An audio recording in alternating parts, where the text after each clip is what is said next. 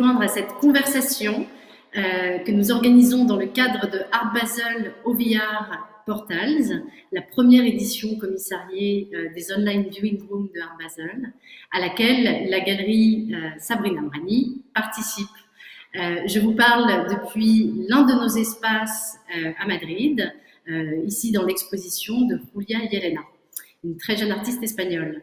Alors, pour cette conversation, nous parlerons de mémoire et de transmission, deux thèmes liés à l'exposition Ce qui s'oublie et ce qui reste, une exposition qui est actuellement au Musée national de l'histoire de l'immigration à Paris, à laquelle l'artiste Joël Andriano Merezu participe avec une œuvre monumentale que nous découvrirons dans quelques minutes. Joël, bonjour. Bonjour Sabrina, bonjour à tous. Bonjour Joël Andriano Merezu. Tu es un artiste qui vit et travaille entre le Madagascar et la France. Nous nous sommes rencontrés en 2012 et depuis nous avons eu l'immense plaisir de travailler ensemble tout autour du globe. Joël a représenté une image de ta dernière exposition dans notre espace, le deuxième espace que nous avons à Madrid, à Salaberry, l'exposition Dancing with the Angels. Joël a représenté Madagascar dans son premier pavillon national à la dernière Biennale de Venise en 2019. Ici, nous voyons une image de ce merveilleux pavillon qui était à l'Arsenalé. Joël est aussi le directeur artistique du premier centre d'art contemporain à Madagascar qui s'appelle Acanto Contemporary. À cette conversation se joignent à nous deux femmes du monde de l'art, deux grandes femmes du monde de l'art à mes yeux. Meriem Berrada. Meriem, bonjour. Bonjour. Merci d'avoir accepté cette invitation. Meriem Berrada conçoit et met en œuvre les différents projets artistiques de la Fondation Alliance et dirige ses éditions depuis 2012. Elle est très engagée dans la structuration de l'écosystème artistique du continent africain et actuellement directrice du MACAL, le musée d'art contemporain de Almadène, à Marrakech, et c'est l'une des commissaires de la prochaine biennale de Bamako. À côté de Meriem, Isabelle Renard. Isabelle, bonjour. Bonjour Sabrina. Merci aussi à toi d'avoir accepté de te joindre à cette conversation et de nous recevoir. Isabelle est diplômée de sciences politiques et aussi docteure en histoire culturelle. Elle est actuellement chef du service des collections et des expositions au sein du Musée national de l'histoire de l'immigration à Paris. Et elle est également responsable de l'art contemporain au musée.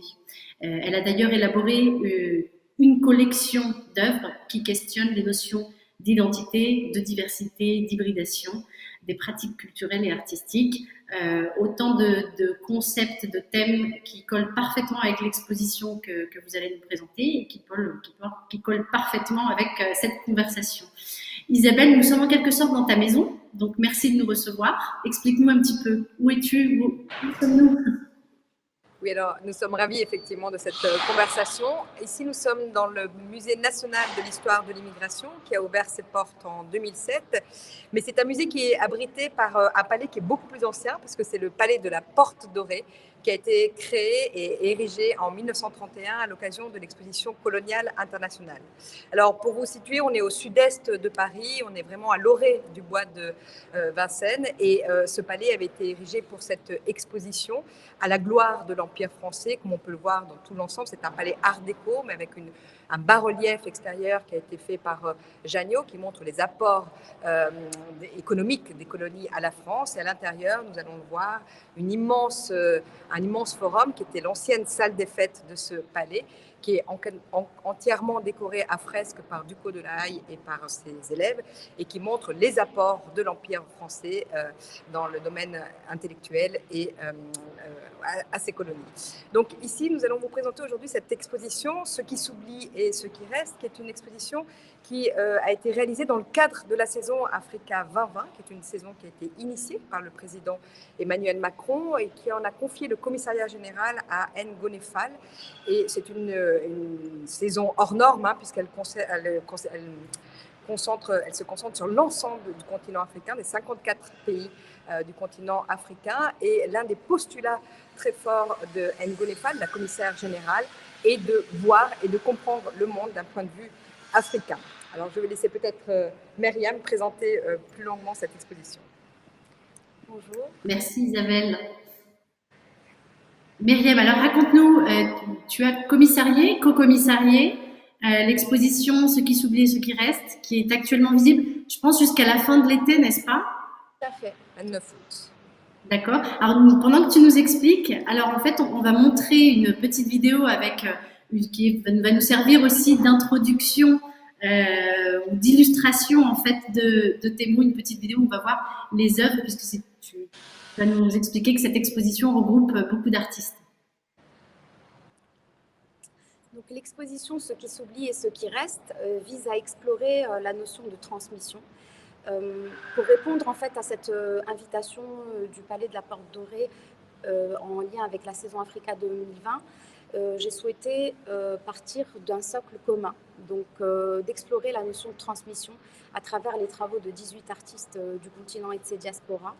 Donc l'idée, c'est d'abord de créer un dialogue entre les deux histoires, donc deux musées aux ADN bien différents, donc un jeune musée privé au Maroc, dédié à la création contemporaine et à la diversité de ses expressions, donc du continent africain, et en face, le Palais de la Porte Dorée, le musée d'histoire d'immigration. On va voir à quel point le lien est important, qui est jalonné de cette histoire coloniale et qu'il me semblait important de présenter, de créer des connexions à travers ces travaux. Donc, la question de la transmission en fait est complètement inhérente à notre humanité. Donc qu'on soit né à Cotonou, à Antananarivo ou à Marrakech finalement, ou même à Paris, on hérite tous de croyances, de valeurs, de savoir, de savoir-faire qu'on va à notre tour transmettre. Donc finalement, de quoi sont faites ces transmissions? Comment les artistes s'engagent dans ces questions de transmission à travers la relecture d'histoire, à travers des formes de transmission intergénérationnelle ou parfois plus horizontales.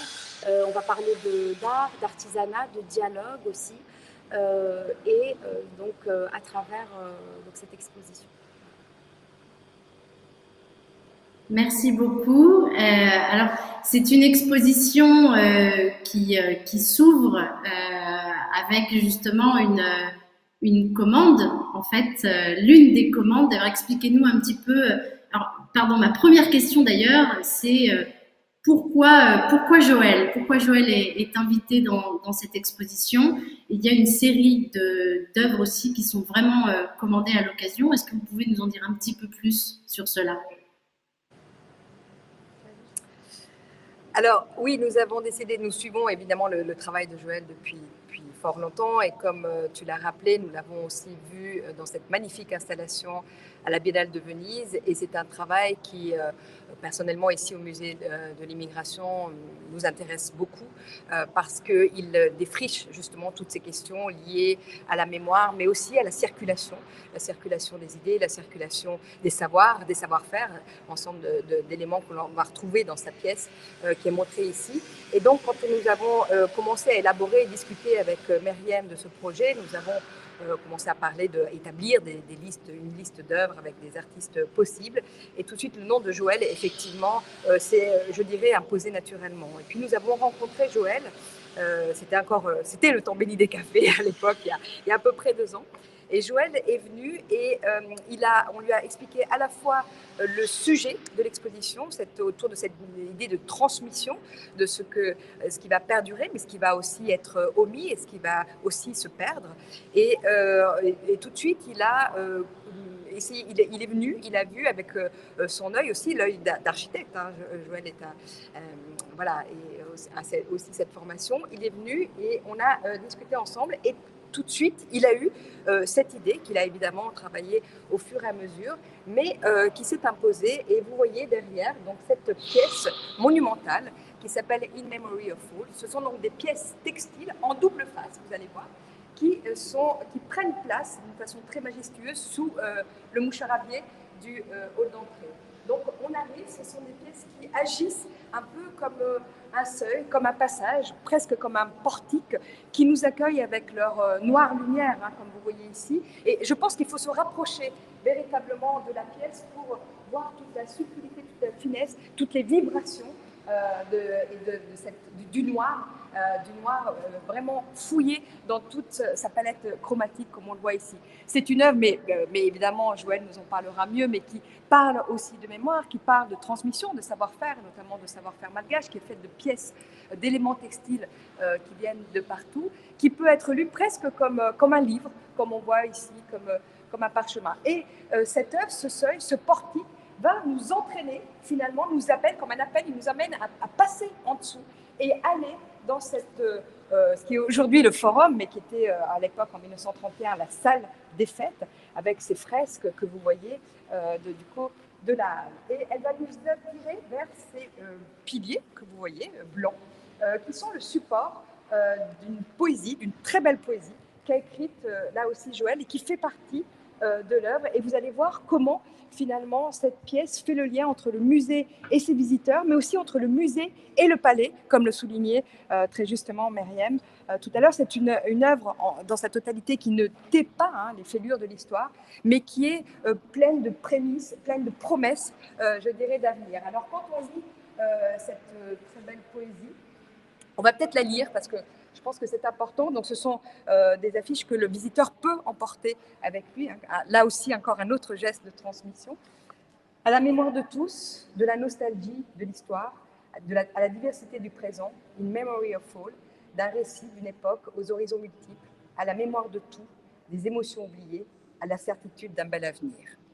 Et donc, ensuite, c'est une œuvre qui nous engage à visiter l'exposition. Et en ressortant de l'exposition, le visiteur et l'œil du visiteur pourra s'imprégner de ces couleurs, de la couleur des fresques, et qu'il va retrouver d'une façon totalement subtile dans l'arrière, dans la double peau, dans la double face de l'œuvre de Joël André Anomer-Echoa. Et vous voyez ici ces pièces textiles qui ne sont plus noires, mais l'autre versant, qui présente un ensemble coloré, qui reprend de façon extrêmement délicate et subtile toutes les couleurs que l'on retrouve des fresques du Palais de la Porte Dorée. Merci Isabelle. Alors, Joël, est-ce que tu veux déjà peut-être rentrer dans cette conversation et nous en dire plus à mesure qu'on s'approche en fait de ce portique que tu as préparé, fabriqué vraiment spécifiquement pour cette exposition. Ma première question est plutôt sur le thème de la mémoire justement. Est-ce que tu peux nous expliquer ta vision artistique en fait pour cette commande spéciale pour le musée d'histoire national d'histoire de l'immigration? Alors, rebonjour. Merci beaucoup Isabelle pour cette très belle introduction qui, je pense, aujourd'hui raconte, ou en tous les cas décrit le processus et décrit aussi le fond, en tous les cas, on va dire de l'œuvre aujourd'hui. Pour parler de mémoire, je pense que je vais peut-être commencer de manière un peu plus générale d'abord, pas uniquement à travers cette œuvre. De par ma vie et de par mon travail, la mémoire, en tous les cas l'idée de la mémoire, la recherche de la mémoire ou la précision de la mémoire est quelque chose que je travaille depuis, en tous les cas, je travaille depuis longtemps dessus, de manière consciente ou de manière inconsciente. Je dis de manière consciente parce que c'est une recherche et parce que je lis et parce que je recherche des matières, parce que aussi je cherche des références. Et quand je dis de manière inconsciente, c'est que je pense même que le regard aujourd'hui et le mien n'est fait finalement que de renouvellement de mémoire ou des mémoires qui sont en tous les cas qui existent et que je transforme ou que j'adapte, ou des mémoires justement qui sont parfois un peu oubliées ou que je remets en place ou que je décide aussi de manière très volontaire, on va dire, je décide de les oublier. C'est en l'occurrence, c'est à peu près ce que j'ai décidé de faire à la dernière Biennale de Venise, quand je décide de faire un pavillon qui s'intitule J'ai oublié la nuit. Donc, entre un jeu de mémoire et un jeu d'oubli, le terrain de jeu, il se situe là. Concernant cette proposition donc, pour le musée de l'histoire de l'immigration, qui s'intitule In Memory of All, pour moi, il était important, dans l'idée de passer de la mémoire à la transmission, d'essayer d'embraser en tous les cas tout. Ça veut dire essayer de parler de tout dans tous les sens du terme. Ça veut dire parler du contexte, ça veut dire que c'est un musée effectivement qui a une histoire, qu'elle elle est peut-être douloureuse, mais elle a existé, mais elle est toujours là aussi, et elle pose la question aujourd'hui du futur et du présent. Je parle aussi de la mémoire de tout, parce que je parle de la mémoire, on va dire nos mémoires à nous-mêmes. Je parle des mémoires passées qu'on essaie de transmettre dans le futur, ou en tous les cas qu'on essaie d'inscrire dans le présent. Donc je pense que cette pièce est plutôt dans un questionnement pour moi aujourd'hui. Mais comme dans ma pratique, je pose des questions, je ne donne pas forcément une solution.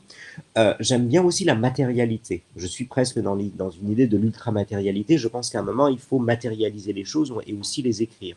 D'où cette volonté de faire ce seuil, ce portique, ce passage. Une porte est toujours importante d'ailleurs pour rentrer ou pour sortir, pour voir ce qu'il y a à l'extérieur et à l'intérieur. Je pense qu'on est vraiment dans l'élément finalement presque de transmission, en tous les cas de l'entre-deux. Est-ce que c'est une frontière? Ça, je ne sais pas très bien. Mais, mais pour moi, il était important d'essayer de décrire cette multitude de mémoires par une pièce. D'où cette première partie qui, elle, est noire. Un exercice d'ailleurs parce que c'est un exercice en monochrome, mais en même temps il fallait raconter différentes musicalités, différentes tonalités, différents éléments dans ce monochrome. Isabelle l'a très bien précisé tout à l'heure, nous sommes presque dans l'idée d'un livre noir, où entre chaque page, entre chaque noir, entre chaque mystère, il y a justement d'autres mystères, il y a d'autres mémoires à découvrir, à redécouvrir.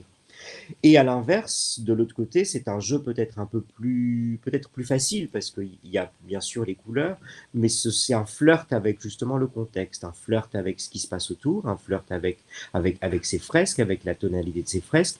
Mais encore une fois, nous sommes dans un livre. Nous sommes dans un livre qui n'est pas forcément écrit. D'ailleurs, ma proposition finalement dans cette mémoire à transmettre n'est pas dans l'écriture, en tous les cas sur cette pièce, mais elle est plutôt dans des émotions et dans des tonalités. Discussion avec l'espace, discussion avec le public, discussion de mémoire à mémoire, discussion aussi peut-être avec moi-même, mais en tous les cas, l'idée c'est d'ouvrir un débat autour de la mémoire, pour peut-être mieux transmettre les choses. Après, effectivement, il y a cet exercice autour des affiches, où peut-être à un moment j'avais peut-être un peu cette crainte de se dire, de me dire que la pièce était peut-être un peu silencieuse et peut-être un peu trop abstraite et que parfois il fallait marquer les choses, d'où donc cette écriture, d'où cette affiche qui s'inscrit dans une tradition, bien sûr, de grands artistes dans le fait où il fallait effectivement le partager, que les personnes puissent partir avec. Mais le geste de partir avec ces mots reste quelque chose d'important parce que finalement, la transmission, elle se met là. Cette pièce textile est une interpellation pour se souvenir ou pour oublier, pour invoquer effectivement la mémoire ou d'autres mémoires. Mais cette écriture, avec une face écrite et une autre face blanche derrière, est peut-être l'élément aujourd'hui à emmener quelque part, à partager, à donner à quelqu'un d'autre, ou peut-être aussi à réécrire quelque part. Pour dire en tous les cas dans tout ça que ma proposition, elle n'est pas, pour moi, elle ne reste pas figée. Elle est là pour être lue différemment. Elle est là pour être lue de différentes manières. Elle est là justement aussi pour être amenée peut-être ailleurs, pour recréer des discussions. Alors la question se pose, est-ce que c'est une œuvre presque un peu à l'infini? Et je peux presque dire oui. Elle n'a pas de solution, mais en tous les cas, elle a une vraie projection dans le temps. Elle a une projection justement pour essayer de fabriquer d'autres mémoires. Voilà, j'ai parlé assez, je pense pas mal. Peut-être Myriam ou Isabelle, si vous voulez repréciser des choses, c'est aussi possible.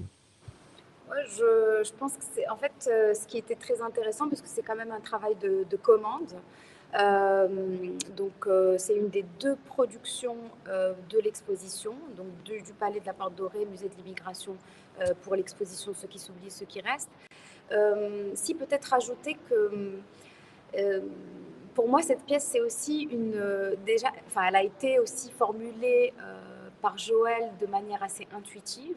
C'est une réponse directe au lieu, mais c'est aussi une formulation dans le multiple, dans la diversité. Comme Joël, tu le dis si bien, c'est aussi l'histoire de ces matériaux qui ont des vies différentes, qui ont eu des vies différentes et qui viennent se retrouver ici dans cette composition syncrétique. Et ça, je pense que c'est un message très fort qui se lit dans la matière, dans les différents temps dans lesquels sont composées cette pièce, mais aussi dans les mots, évidemment, que j'invite vraiment les publics à lire et peut-être à venir chercher et emporter avec soi. Alors justement, il y a on parle beaucoup, enfin quand on parle de mémoire, on ne peut pas justement éviter cette question de temps, de temporalité. Joël d'ailleurs dit la mémoire, pose la question de la mémoire est-elle figée?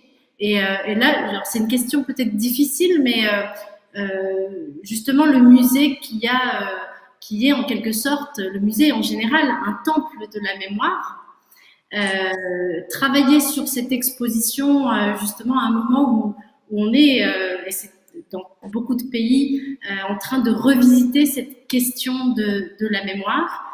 Isabelle, je sais pas, est-ce que tu as peut-être quelque chose à ajouter justement sur cette idée de mémoire, de temps et cette fonction du musée en général? Vraiment, je parle vraiment en général. Oui, enfin, pour revenir surtout sur la pièce de Joël, je trouve qu'elle elle réussit un pari finalement très fort parce qu'elle fait le lien entre ces différentes temporalités. C'est une pièce qui fait le lien entre le musée et le palais, entre le passé du musée, le présent et les enjeux mémoriels, justement. Et ça, c'est très très fort parce que c'est une pièce, et notamment dans le texte, enfin je parle évidemment sous le contrôle de Joël, hein, mais dans le texte qui affronte aussi cette mémoire, cette histoire du lieu aussi, mais voilà, qui le dépasse. Il faut le voir, le comprendre, il ne faut pas le cacher, le nier, mais effectivement pour aller au-delà, pour aller dans une sorte de continuité, pour essayer de dépasser cet élément en prenant en compte, mais effectivement en continuant. Donc je trouve que c'est une pièce vraiment qui s'inscrit aussi dans les débats complètement d'aujourd'hui. Elle est totalement au cœur des débats contemporains, mais elle le fait avec beaucoup de poésie, beaucoup de subtilité et beaucoup de force aussi. Donc Joël disait tout à l'heure, je ne sais pas si c'est une barrière.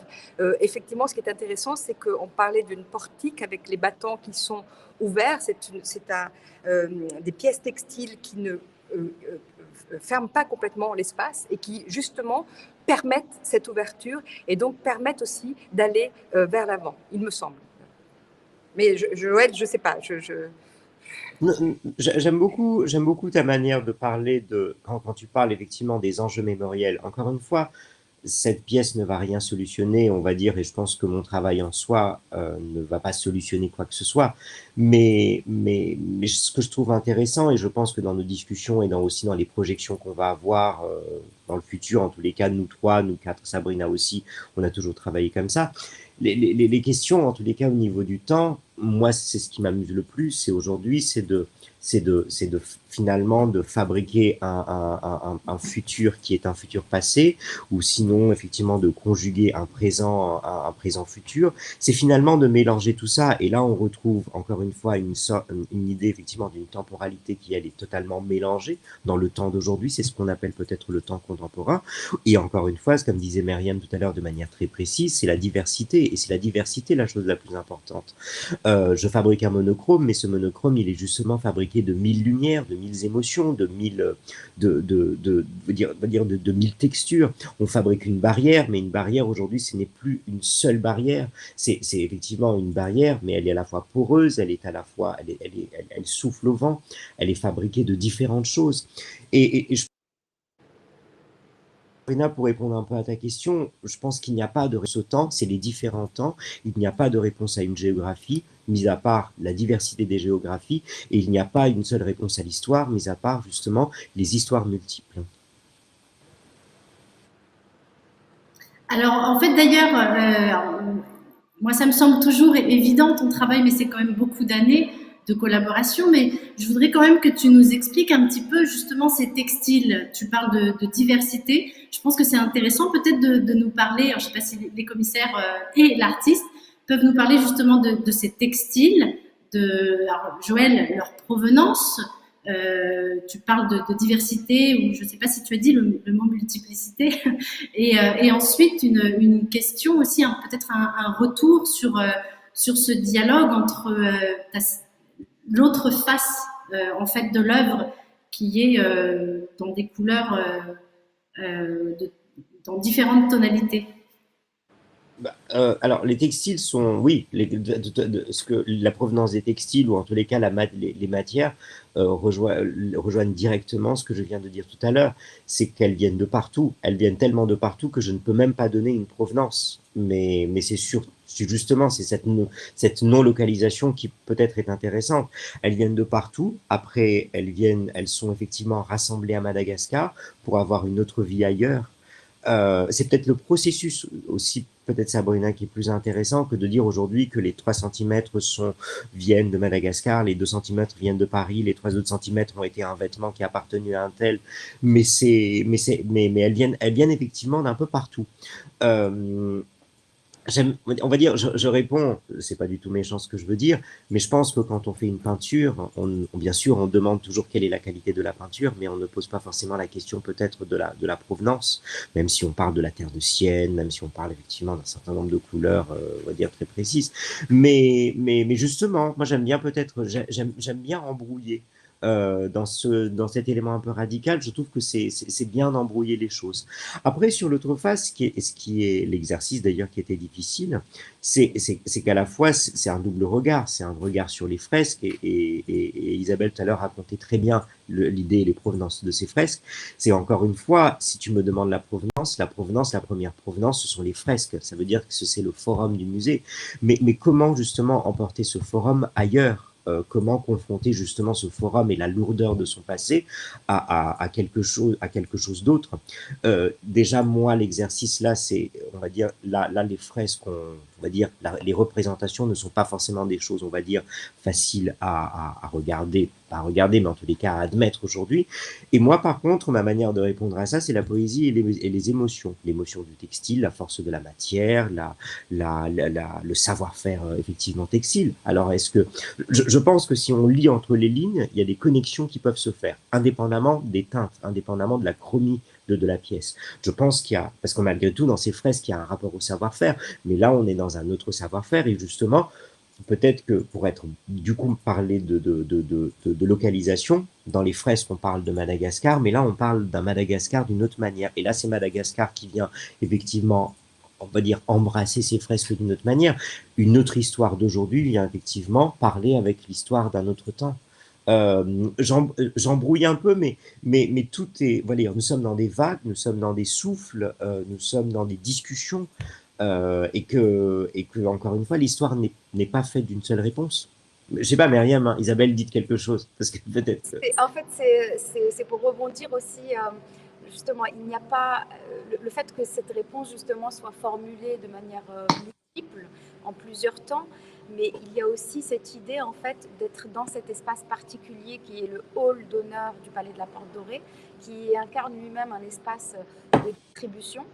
Donc, tu disais toi-même en arrivant que c'est un espace effectivement d'arrivée, mais c'est peut-être aussi un espace de départ vers autre chose. Il y a plusieurs choix en fait qui s'offrent à nous en arrivant au palais.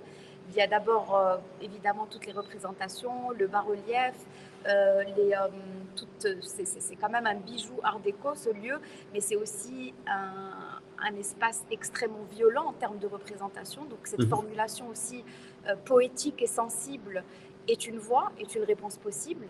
Et enfin, le fait de faire face à un choix et peut-être à une responsabilité, je ne sais pas, je pose la question, du choix. Donc, est-ce qu'on va vers l'aquarium ? Est-ce qu'on va vers le musée de l'immigration qui historiquement est dans les étages, mais que pour cette exposition, on fait déloger au niveau du hall Marie Curie, donc on invite vraiment les visiteurs à traverser le forum. Et cette fresque à laquelle tu réponds aussi avec beaucoup de poésie. Moi, pour moi, si on parle vraiment, Sabrina, pour répondre à ta question de la dimension textile, ce noir, en fait, qui nous invite, c'est pour moi un camailleux de noir où on vient vraiment voir la lumière se réfléchir de manière très différente. Encore une fois, dans plusieurs temporalités, mais aussi au gré de la variation de lumière aussi de cet espace. Sur le verso, on a presque l'impression, donc malheureusement on ne peut pas repartir, mais vous verrez en image, on a presque l'impression que Joël a puisé en fait avec une sonde dans les couleurs de cette fresque pour lui donner une réinterprétation abstraite. est quasi personnel. En fait, il nous renvoie la balle pour nous dire mais qu'est-ce que tu veux en faire aujourd'hui? Donc pour moi, il y a un vrai engagement, une forme d'interaction qui est immédiate. Bah, Voilà. tu sais, alors c'est vrai j'aime bien l'idée de l'interaction, mais par exemple, il y a aussi un geste assez fort quand le moucharabier, la discussion avec ce moucharabier est un élément très important. Techniquement, d'ailleurs, c'était une grande discussion parce qu'il y a des discussions techniques de conservation et comment on peut faire dialoguer des choses comme ça. Mais là aussi, il y a ce rapport au décor. D'ailleurs, dans la volumétrie et dans les surfaces, on reprend quasiment le même volume finalement de ce moucharabier que je remets effectivement en noir. Donc on est dans une prolongation et en même temps une rupture de tout ça. Toutes les choses se situent entre les deux. Alors c'est en effet, alors moi j'ai une autre question. Alors ce serait bien de voir le moucharabier d'ailleurs dont vous nous parliez. Est-ce qu'on peut revoir justement voilà une vue un peu plus générale? Alors en fait, quand on parle de mémoire, et finalement on n'a pas évoqué le mot identité, mais l'identité est aussi quelque chose qui se construit grâce à la mémoire. Alors, je ne sais pas si nos deux commissaires, il y a cette dimension, cette question de l'identité et quelque chose de très ancré justement dans l'exposition, ce qui s'oublie et ce qui reste. Oui, tout à fait. D'ailleurs, nous présentons effectivement des œuvres qui parlent de mémoire, mais qui parlent de cette mémoire qui se construit à l'aide d'objets qui nous sont donnés par quelqu'un de notre famille et qui va finalement parler d'une histoire personnelle, intime, sur fond d'histoire collective. Et donc, l'objet devient le vecteur. Et ici aussi, les pièces textiles, ces tissus peuvent être le vecteur de mémoire multiples, plurielles et bigarrées aussi. Donc, c'est extrêmement important. Et comment finalement cette identité se construit à l'aune de toutes ces multiplicités. Et je pense que, et notamment pour les artistes d'aujourd'hui, qui sont des artistes qui sont aussi en circulation entre leur pays d'origine et ces capitales culturelles qu'ils vont prendre pour escale et qu'ils vont finalement construire aussi bien leur langage plastique, leurs écritures plastiques, mais aussi leur identité au gré de toutes ces cultures et au gré de tous ces pays qu'ils traversent, qu'ils côtoient et qui s'enrichissent les uns aux autres. Donc effectivement, il y a cette question identitaire, elle est au centre. Comme elle est au centre. Et ce que je voulais dire aussi pour revenir sur cette pièce de Joël, au-delà de vraiment cette implacable beauté plastique, finalement, elle concentre, elle subsume, je dirais, avec une façon extrêmement poétique, toutes ces questions, et ces questions de mémoire, et ces questions de passage du temps. Et elle le fait d'une style, mais qui parle directement et qui parle aussi à la sensibilité du visiteur. C'est-à-dire que quand le visiteur vient ici, il se pose des questions, effectivement. Est-ce une frontière? Oui, non. Mais en même temps, il comprend, lui aussi, quand il fait l'ensemble et quand il voit l'ensemble de la pièce avec l'affiche, tout rentre en vibration et tout prend sens, finalement. Voilà, donc c'est pour ça aussi toute la force de cette pièce, c'est que d'une façon extrêmement poétique, non seulement elle dévoile toutes les thématiques que nous avons voulu approcher dans l'exposition et à travers cette idée de transmission, mais aussi toutes ces relations complexes entre le musée et le palais. Myriam. Un complément sur l'identité, en fait, c'est aussi le multiple, parce que dans cette exposition, finalement, on a beaucoup d'artistes qui sont entre deux rives, entre deux pays, même plusieurs, et qui souvent refusent aussi de dire je suis moitié français, moitié marocain, par exemple, et ils disent ils vont dire je suis français et béninois, je suis allemand et marocain. Et c'est quelque chose qu'on retrouve. C'est aussi un refus de catégorisation et d'accepter d'être plusieurs choses à la fois. Alors, je trouve ça très intéressant, justement, et ça allait être peut-être une idée que je voulais, plutôt une idée plus qu'une question que je voulais vous lancer. On a parlé de circulation et de cette circulation, donc de cette double identité ou multiple identité. Et Joël, avant, a dit aussi quelque chose que je trouve toujours très beau, où tu disais, mais on n'a pas besoin de définir et de savoir d'où viennent ces textiles. Et c'est cette idée justement de non-géographie, ou je sais pas trop comment l'appeler, ou la non-géographie. Et peut-être qu'on peut avoir quelques mots sur cette idée, sur le futur, sur la non-géographie. Être d'ici et d'ailleurs en même temps, ou être de nulle part. Et peut-être que ça peut être quelques derniers mots avant de clôturer cette conversation. Tout à fait, je suis tout à fait d'accord, Sabrina. Moi, ça me fait penser aussi à cette phrase très belle que disait un autre artiste, Chen Zhen, qui nous a quittés, hein, mais d'origine chinoise, et qui disait en substance qu'il faut être un sans-abri culturel, c'est-à-dire n'appartenir à personne, mais être riche de tout, en possession de tout. Et je crois que c'est effectivement une des notions fondamentales qui, en tous les cas, devrait nous guider. Bah, c'est juste la notion, moi je dirais, c'est juste la notion de la vie, et surtout la vie Oui. d'aujourd'hui. C'est qu'aujourd'hui, il faut tourner plusieurs pages pour pouvoir, en tous les cas, comprendre ou essayer, ou voir des choses. Il faut ouvrir les yeux, il faut regarder plein de choses. Donc c'est juste la vie. C'est comme respirer, c'est comme manger, c'est comme pleurer, c'est tout simple. Même nous sommes faits de complexité. Donc, moi, je pense que la diversité, c'est la vie. Voilà, on peut appeler ça comme ça. Merci. Myriam, est-ce que tu veux ajouter un dernier mot? Ou est-ce que tu peux... Je ne me permettrai pas d'ajouter un mot après ce que dit Joël dans cette poésie-là. Non, mais c'est totalement ça. On est vraiment... Pourquoi trancher finalement et même dans la question en fait, de frontières, parce que ce seuil, en fait, finalement, cet espace de transition, il y a comme l'envie en fait de proposer une sorte de frontière, mais en même temps de mettre en lumière la fragilité de cette frontière. Donc on va être en fait entre ce dialogue, entre la rupture et la continuité, et ce questionnement permanent, mais aussi une résonance directe entre nos histoires personnelles et cette résonance aussi avec l'histoire avec un grand H. Donc comment du personnel, de l'intime, on part véritablement vers l'universel.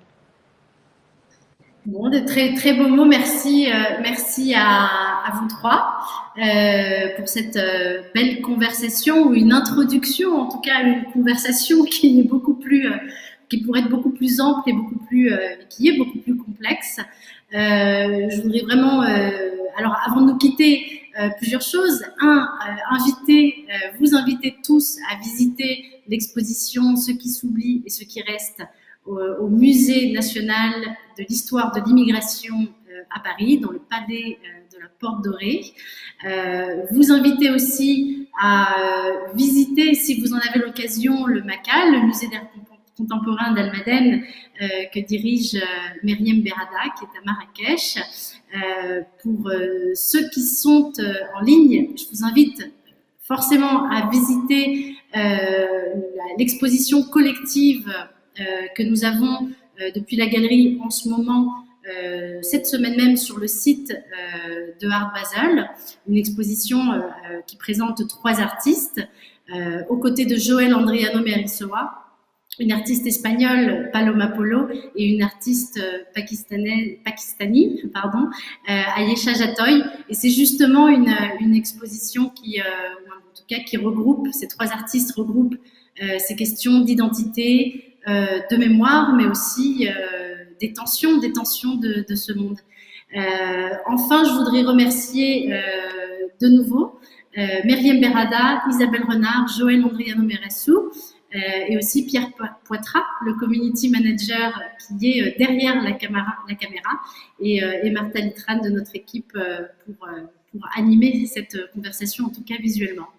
Et le mot de la fin, Joël, tu es aussi présent à Aigues-Mortes, sur les remparts et les tours d'Aigues-Mortes, dans le sud de la France, et tu, en effet, avec une exposition qui s'intitule Brise du rouge soleil, pardon. Donc je vous invite à la visiter cet été, si vous en avez l'occasion. Et voilà, je crois qu'il y a déjà beaucoup de choses dans nos agendas. Un grand merci à tous. Merci.